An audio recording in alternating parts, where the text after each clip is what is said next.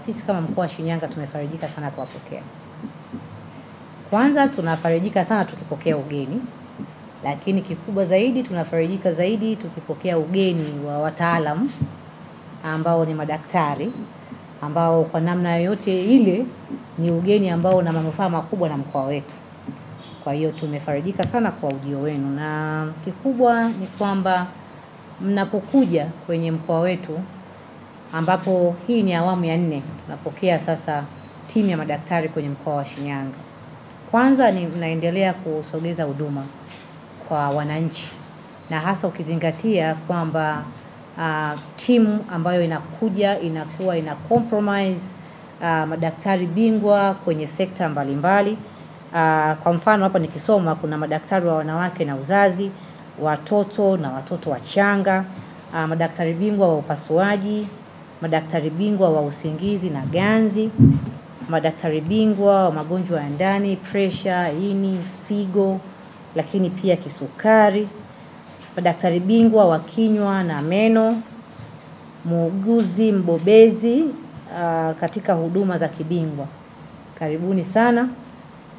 Kikubwa ambacho sisi kama mkoa wa Shinyanga tunajivunia ni kwanza kabisa ni kwa sababu mnapofika, kutokana na huu utaalamu ambao mnao, mnakuwa mmetusogezea huduma kwa wananchi wetu.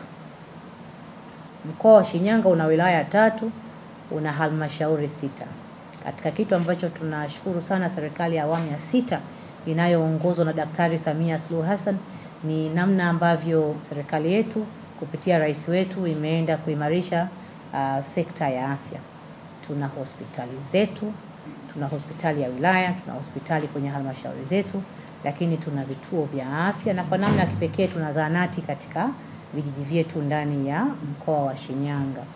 Wakati jitihada hizi zinaendelea, bado serikali yetu hii inayoongozwa na Daktari Samia Suluhu Hassan imeendelea kutusogezea huduma.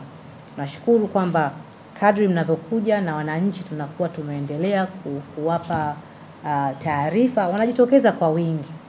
Sasa kwanza mnasogeza huduma kwa wananchi ambao kwa namna ya kipekee ni wananchi ambao wanatoka kwenye vitongoji ndani ya mkoa wa Shinyanga, kwenye vijiji ndani ya mkoa wa Shinyanga.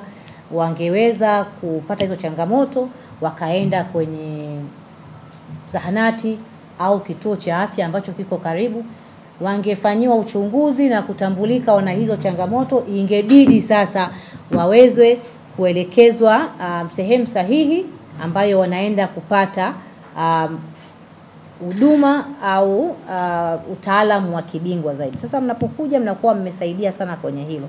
Mpaka sasa hivi ndani ya mkoa wa Shinyanga zaidi ya watu 240,000 wameshapata huduma, ikiwa ni wanawake, kina baba na watoto.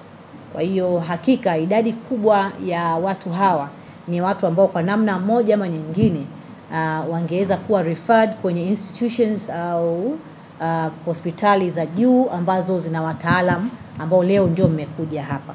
Lakini kikubwa zaidi ambacho pia tunakiona ni kutusaidia na kujengea uwezo kwa wataalamu wetu ambao mpaka sasa hivi ndani ya mkoa wa Shinyanga zaidi ya wataalamu kwenye sekta ya afya 15,000 wameweza kujengewa uwezo.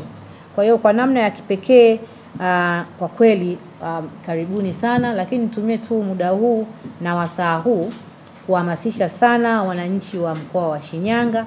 Tumepokea timu kubwa ya madaktari kutoka ofisi ya Rais TAMISEMI ambao tutakuwa nao ndani ya mkoa wa Shinyanga kwa takriban siku 5, na wamekuja hapa kwa ajili ya kupita katika halmashauri zetu zote 6 za mkoa wa Shinyanga.